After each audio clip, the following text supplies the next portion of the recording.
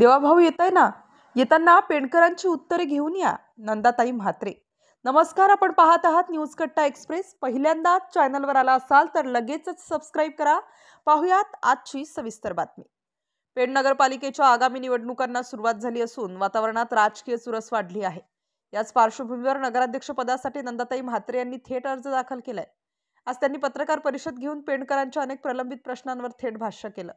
संघर्षातून उभी राहिलेली, आंदोलने असोत की उपोषण, प्रत्येक प्रश्नाशी लढणारी नंदाताई म्हात्रे आता नगराध्यक्ष पदासाठी आपली उमेदवारी रिंगणात उतरवत आहेत.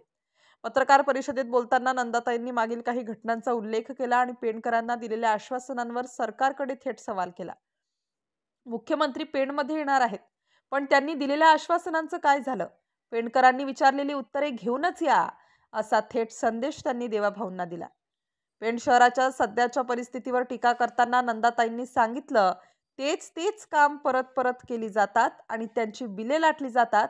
शहरात सर्वत्र पाण्याचे तळे साचतायत. हे विकासाचं चित्र आहे का? त्या पुढे म्हणाल्या, कोणाचा विकास झाला हे पेणकरांना माहीत आहे. माझी संकल्पना वेगळी आहे. पेणच्या भविष्यासाठी जे काही करावं लागेल ते करण्याचा मी प्रयत्न करणार आहे. पत्रकार परिषदेत त्यांनी अनेक मुद्द्यांचा उलगडा करत पुन्हा एकदा स्पष्ट केलं की पेणकरांची दिशाभूल करणाऱ्यांना उत्तर द्यावं लागेल आणि ती उत्तरे घेऊन येण्याची जबाबदारी आता देवाभाऊंवर आहे. तुमचं स्वागत करते आणि आजच्या पत्रकार परिषदेला सुरुवात करते. आज काँग्रेस पक्षाची पेण शहराच्या पेण नगर परिषदेच्या सार्वत्रिक निवडणुकीची नगराध्यक्ष पदाची उमेदवार म्हणून आमच्या निरीक्षक यांच्या उपस्थितीमध्ये म्हणजे राणीताई अगरवाल, आमच्या इक्बाल सिद्दकीजी, सुरेश मस्केजी, अशोक मोकलजी आणि माझे सर्व कार्यकर्ते, कुटुंबीय यांच्या उपस्थितीमध्ये प्रचाराला आज आम्ही सुरुवात केलेली आहे. 26 तारखेला आपल्या पेण शहरामध्ये महाराष्ट्राचे मुख्यमंत्री, ज्यांना लाडाने बहिणी देवाभाऊ म्हणतात, तर त्या देवाभाऊंना मला आपल्या माध्यमातून आवाहन करायचंय की देवाभाऊ येताय तर येताना पेणकरांसाठी या प्रश्नांची उत्तरं घेऊन या.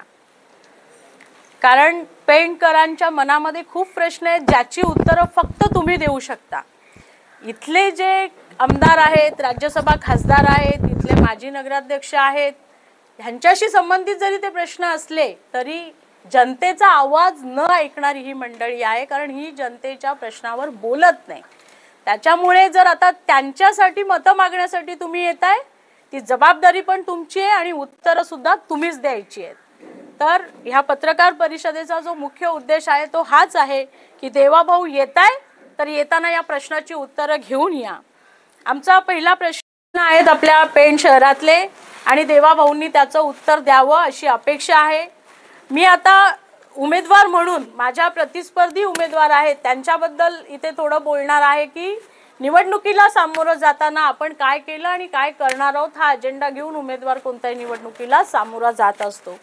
ह्याच्यामध्ये जर आपण नुकत्याच नगराध्यक्ष असलेल्या प्रीतम पाटील यांचं जर आपण बघितलं संकल्पपत्र, सार्वजनिक रस्ते असतील, रस्त्यावरील दिवे, ड्रेनेज सुविधा, बाजाराचा विकास, सुशोभीकरण, ही सगळी कामं त्यांनी संकल्पपत्रामध्ये दिलेली आहेत. मला त्यांना एकच प्रश्न विचारायचा आहे की ही कामं जर तुम्हाला माहिती होती तर नगराध्यक्ष म्हणून असताना तुम्ही ती का केली नाहीत? तुम्ही काय पहिल्यांदा या निवडणुकीला सामोरं जात नाही आहात. मग ही कामं न करू देण्यासाठी कोण जबाबदार होते? कुणी तुम्हाला अडवलं होतं ही कामं करण्यापासून? त्याच्यामुळे आम्ही निवडून आल्यानंतर करू हे बोलताना तुम्ही बोलताय आणि करताय. शहरामध्ये जो विकास तुम्ही दिलेला आहे त्याच तलावांचं सुशोभीकरण पुन्हा होत आहे. कोट्यावधीचा भ्रष्टाचार तिथे झालेला आहे. तुम्ही म्हणता की शहरामध्ये आम्ही वेगवेगळ्या समुदायांच्या नेत्यांचे अथवा प्रेरणास्थानाचे स्मारक बनवणार. A.T. पाटील साहेब आगरी समाजाचे इतके मोठे नेते ज्यांचं तुम्ही तिथे स्मारक चौक बनवलं, त्याचं नाव दिलं, रात्री ते चौक तुम्ही उद्ध्वस्त केलं. फक्त निवडणुकीपुरतं आश्वासन द्यायचे, चौक बनवायचे, काम झाल्यानंतर ते उद्ध्वस्त करायचं. अशा पद्धतीचे स्मारक तुम्ही करणार आहात का? हा माझा प्रश्न आहे. आज तुम्ही पेणच्या नगराध्यक्ष पदासाठी जी निवडणूक लढवत आहेत, काय सांगा? आज 24 नोव्हेंबर 2025 रोजी आपल्या पुरातन असं गणेश मंदिर कोलटकर वाड्यातलं इथे प्रथेनुसार प्रचाराचा नारळ फोडलेला आहे आणि आजपासून घराघरामध्ये प्रचार सुरू करतोय आम्ही. आणि मला इथे विशेष सांगावंसं वाटते की हा जो निवडणूक कार्यक्रम आहे ज्यामध्ये अत्यंत कमी दिवस दिलेले आहेत प्रचाराला, की मतदारांपर्यंत पोहोचण्याची क्षमता उमेदवारांची त्याचा कस लागणार आहे. खरं तर अशा पद्धतीचा जो प्रचार आहे तो केवळ धनदांडगे किंवा जास्त लोकशक्ती किंवा मनुष्यबळ असलेले उमेदवारच करू शकतात. सर्वसामान्य उमेदवारांसाठी इतक्या कमी वेळेमध्ये प्रचार करणं शक्य नाही आहे. पण मला काळजी ह्यासाठी वाटत नाही आहे की मी केवळ निवडणूक म्हणून लोकांपर्यंत पोहोचत नाही, तर लोकांच्या संघर्षामध्ये कायम उभी असते. माझं काम लोकांना माहिती आहे, त्यामुळे सातत्याने तो तसा प्रचार लोकांची नातं जोडण्याचा हा माझा सतत सुरूच आहे. तर मला यातून हेही आवाहन करायचं आहे, वैयक्तिकरित्या जरी मी मतदारांपर्यंत ह्या कमी वेळामुळे पोहोचू शकले नाही तरीसुद्धा माझं प्रचारपत्रक आपल्यापर्यंत नक्कीच पोहोचेल.